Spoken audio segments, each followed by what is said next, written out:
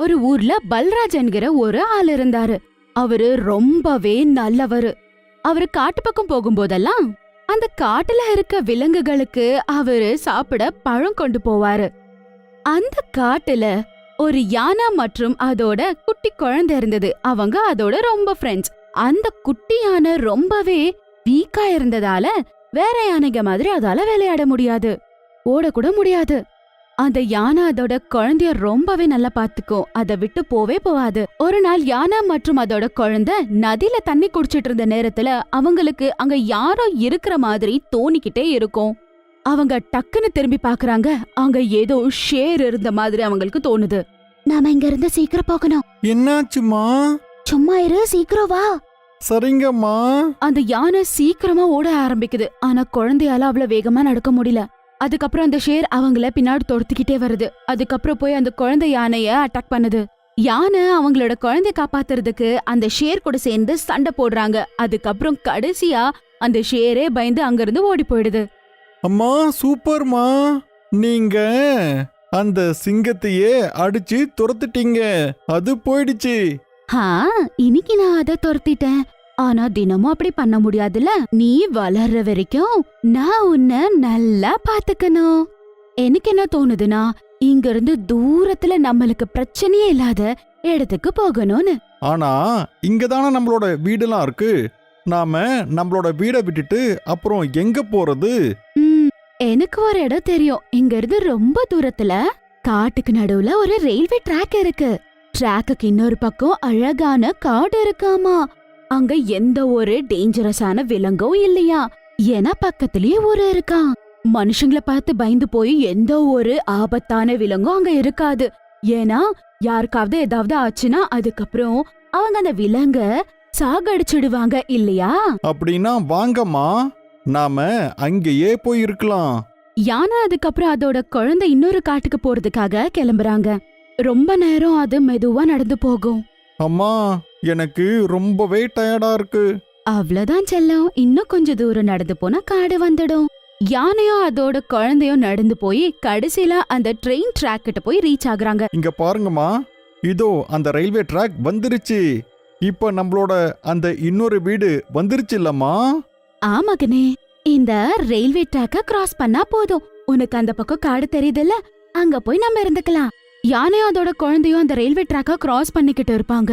அப்ப அங்க இருந்த கட்டைகளால காலு ஸ்லிப் ஆகி அந்த குட்டி யானை அங்கேயே கீழே விழுந்துடுது. அதுக்கு ரொம்பவே ஜோரா அடிபட்டு இருக்கும். சீக்கிரம் எழுந்துடு, இங்க எப்ப வேணாலும் ட்ரெயின் வரும். அம்மா என்னால இங்க இருந்து எந்திரிக்கவே முடியல, தயவு செஞ்சு என்ன இங்க இருந்து எழுப்புங்க. யானை ரொம்பவே பயந்து போயிருக்கும். எப்பவுமே அந்த பக்கம் இந்த பக்கம் பாத்துட்டு இருக்கோம், எங்க இருந்தாவது ட்ரெயின் வந்துடுமா அப்படின்னு சொல்லி குழந்தை எழுப்புறதுக்காக அது ரொம்பவே ட்ரை பண்ணும். அந்த யானை குழந்தைய தூக்குறதுக்காக ரொம்ப ட்ரை பண்ணாலும் அதனால முடியவே இல்ல. அந்த குழந்தை கூட நிக்கவே இல்ல. ஒரு வாட்டி எப்படியோ கஷ்டப்பட்டு கொஞ்சம் எந்திரிக்க ட்ரை பண்றான். அதுக்கப்புறம் மறுபடியும் கீழே விழுந்துடுறான். அடுக்கடவுளே, நான் என்ன பண்ணட்டும்? என் குழந்தை இங்க இருந்து எப்படி காப்பாத்துட்டோம்? எப்பயாவது ட்ரெயின் வர வாய்ப்பு இருக்கு, என் குழந்தைய காப்பாத்து. அந்த யானை மறுபடியும் குழந்தைய தூக்க ஆரம்பிக்குது. அதுக்கப்புறம் புரிஞ்சுக்குது இந்த வேலையை அதால செய்ய முடியாதுன்னு. டைம் வேஸ்ட் பண்ணாம யாராவது உதவிக்கு இருக்காங்களான்னு பாக்கணும்னு நினைக்குது. செல்ல குழந்தையே, நான் யாராவது உதவி பண்றதுக்கு இருக்காங்களான்னு பாக்குறேன். நான் இப்ப டைம் வேஸ்ட் பண்ண முடியாது. நீ செல்ல குழந்தை தானே, சமத்தா இங்கேயே இரு. ஆமாம்மா. ஷபாஷ், நான் சீக்கிரம் திரும்பி வந்துடுறேன். நீ பயப்படக்கூடாது. உன்னை சீக்கிரம் காப்பாத்தி கூட்டிட்டு போறேன். அதுக்கப்புறம் யாராவது உதவிக்கு இருக்காங்களான்னு தேட ஆரம்பிக்குது. புது காட்டுல அது கண்ணுக்கு ஒரு யானை தெரியுது. யானை அண்ணா, என்னோட குழந்தை அங்க ரயில்வே ட்ராக்ல மாட்டிக்கிட்டு இருக்கான், கொஞ்சம் வந்து காப்பாத்துறீங்களா? சரி, நான் உங்களுக்கு கண்டிப்பா உதவி பண்றேன். ஆனா எனக்கு ரொம்ப அதிகமா வயசாயிடுச்சே.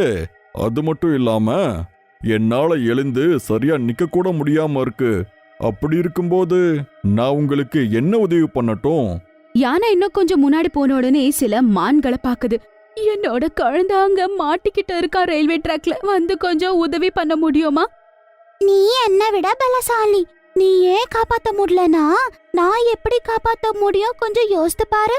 யானை இன்னும் கொஞ்சம் முன்னாடி ஓடி போகுது. இன்னும் நிறைய விலங்குகள் கிட்ட உதவி கேக்குது. அதுக்கப்புறம் எப்படியோ சில விலங்குகள், மானு, குரங்கு அப்படின்னு இன்னும் நிறைய விலங்குகள் அதுக்கு உதவி செய்யறதுக்கு ஒத்துக்கிட்டாங்க. அவங்க எல்லாருமே சேர்ந்து அந்த குழந்தைய காப்பாத்துறதுக்காக போறாங்க. அங்க போய் எல்லாரும் அந்த குழந்தைய காப்பாத்த ரொம்பவே ட்ரை பண்றாங்க. அவனை அங்கிருந்து தூக்கி விட ரொம்பவே ட்ரை பண்றாங்க. ஆனா அவனை அசைக்க கூட அவங்களால முடியல. இல்ல நம்மளால இத பண்ண முடியாது. ஆனா நாம வேற ஏதாவது யோசிக்கணும். சீக்கிரம் யோசிச்சாகணும், ஏன்னா ட்ரெயின் வரதுக்கான நேரம் வந்தாச்சு. அம்மா, தயவு செஞ்சு என்ன காப்பாத்துங்க. கவலைப்படாத செல்லம், நான் உன்னை கண்டிப்பா காப்பாத்துவேன். அப்ப அந்த ஆளோட ஞாபகம் அந்த யானைக்கு வருது. அவரு காட்டுல எல்லா விலங்குகளுக்கும் உணவு கொண்டு வராரு. அந்த ஆளு மட்டும்தான் என் பிள்ளைய காப்பாத்த முடியும். சீக்கிரமா ஊருக்குள்ள போகணும். நீங்க எல்லாரும் என் குழந்தைய பாத்துக்கோங்க, நான் சீக்கிரமாவே திரும்பி வந்துடுறேன். ஆனா அந்த கிராமத்துல ரொம்ப பெரிய ஆபத்துலாம் இருக்கு. ஒருவேளை அவங்க உன்னை கொன்னுட்டாங்கன்னா? எனக்கு இப்ப வேற வழி என்ன இருக்குன்னு தெரியல. எப்படியாவது என் குழந்தைய காப்பாத்தி ஆகணும். நான் போய் ஆகணும். நீங்க என் குழந்தைய பாத்துக்கோங்க. அதுக்கப்புறம் யானை கடைசியா அந்த ஊரு பக்கம் ஓடி போகுது. கடைசியா ஊருக்குள்ளவே போயிடுது. அங்க விளையாடிட்டு இருந்த சில பசங்க அந்த யானைய பார்த்து ரொம்பவே பயந்து போறானுங்க. ஓடுங்க, இங்க இருந்து ஓடுங்க, இந்த யானை நம்மள கொன்னுடும். வா, நம்ம சீக்கிரமா ஓடி போய் நம்ம ஊர் ஆளுங்கிட்ட சொல்லலாம். வா, நம்ம கிராமத்துக்கு யானை வந்திருக்குன்னு நம்ம கிராமத்துல இருக்கிறவங்களுக்கும் தெரியட்டும். யாரையோ கஷ்டப்படுத்துறதுக்காக நான் வரல அப்படின்னு சொல்ல அந்த யானை ரொம்ப ட்ரை பண்ணுது. ஆனா யாருமே புரிஞ்சுக்கிற மாதிரி இல்ல. யாருமே புரிஞ்சுக்காம எல்லாரும் அவங்க வீட்டுக்குள்ள போயிடுறாங்க. எல்லாரும் அந்த யானைய பத்தி வீட்ல போய் சொல்றாங்க. ஊர்ல எல்லாருக்குமே இந்த விஷயம் சீக்கிரம் தெரிஞ்சிடுது. அட, என்ன இது? இது ஒரு யானை. இது எப்படி நம்ம கிராமத்துக்கு வந்தது? அட, இது நம்மளோட குழந்தைங்களை சாகடிச்சிடும். சீக்கிரம் இதை ஏதாவது பண்ணுங்க. வேற என்ன பண்றது? சீக்கிரமா இத கொன்னுடுங்க, இல்லனா இது நம்ம எல்லாரையுமே மிதிச்சிடும். நான் சீக்கிரமா போய் என்னோட துப்பாக்கியை கொண்டு வரேன். அப்ப ஒரு ஆளு கன்னு கையில எடுத்துக்கிட்டு வராரு. அவர் அந்த யானைய சுட போறாரு. அந்த நேரத்துல ஒரு வயசான ஆளு அங்க வராரு. அட, என்னப்பா, என்ன பண்றீங்க? எதுக்கு இத குழலாம்னு பாக்குறீங்க? யாருக்கு தெரியும், இது வழி மாறி கூட இங்க வந்திருக்கலாம்ல. அது மட்டும் இல்லாம இந்த மாதிரி விலங்குகளை கொல்றது ஒரு மிகப்பெரிய பாவம். ஆனா தாத்தா, இது நம்மளோட வயலுக்கு ஒரு பெரிய ஆபத்தை விளைவிக்கலாம் இல்லையா? ஆமா, நீ சொல்றதும் கூட சரிதான். ஆனா இந்த யானை இப்ப வரைக்கும் அந்த மாதிரி எதையுமே பண்ணலதானே. இந்த யானை யாரையாவது கஷ்டப்படுத்தணும் அப்படின்னு நினைச்சிருந்தா கண்டிப்பா இந்நேரத்துக்கு கஷ்டப்படுத்திருக்கோம்ல. நீங்க சொல்றதும் கூட சரிதான் தாத்தா. அதுக்கப்புறம் அந்த யானை அவங்க முன்னாடி உட்கார்ந்து அது அவங்களுக்கு இந்த விஷயத்த சொல்ல ரொம்பவே ட்ரை பண்ணுது. யாரையும் தொந்தரவு பண்ண வரலன்னு சொல்லி. அத பாவம் ஜனங்க எல்லாருமே புரிஞ்சுக்கிறாங்க. யாருக்கும் தொல்லை பண்றதுக்காக அங்க வரல. ஆனா அது எதுக்காக வந்திருக்கு, என்ன வேணும் அதுக்குன்னு எதுக்கும் புரியல. திரும்பி ஏன் போக மாட்டேங்குதுன்னு யோசிக்கிறாங்க. அதுக்குள்ளே ஊரு ஜனங்க எல்லாருமே அங்க கூட்டம் கூடிடுறாங்க. அதுக்குள்ள அந்த கூட்டத்துல இருந்து பல்ராம் அந்த யானை முன்னாடி வந்து நிக்கிறாரு. பல்ராஜ் ஒருத்தரை பார்த்த உடனே புரிஞ்சுக்கிறாங்க. யானை அவரை பார்த்த உடனே நிக்குது. அட, நீ எப்படி இங்க வந்த? நீ காட்டுல தானா இருக்கணும். யானை பல்ராஜோட கைய பிடிச்சுக்கிட்டு அவரோட கைய பிடிச்சு இழுக்க ஆரம்பிக்குது. அட, நீ ஏன் என்ன இப்படி இழுத்துக்கிட்டு இருக்க?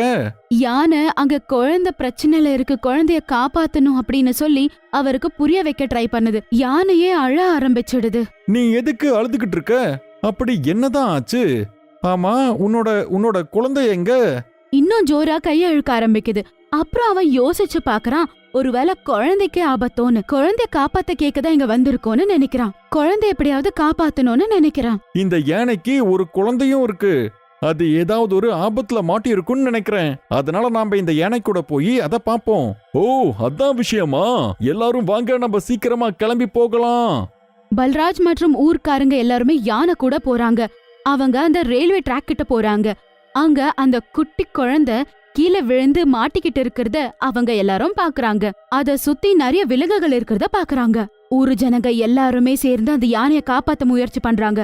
அப்ப சடனா ட்ரெயின் வர சத்தம் கேக்குது. எல்லாரும் பயந்து போறாங்க.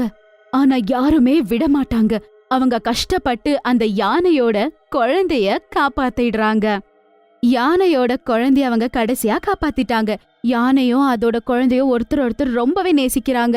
அத பார்த்து ஜனங்க ரொம்ப சந்தோஷப்படுறாங்க. யானையும் யானையோட குழந்தையும் அங்க இருந்த ஜனங்களுக்கு நன்றிய தெரிவிக்கிறாங்க. அதுக்கப்புறம் யானையோட குழந்தை அதுக்கப்புறம் எல்லா விலங்குகளும் சேர்ந்து காட்டுக்குள்ள ஓடி போயிடுறாங்க.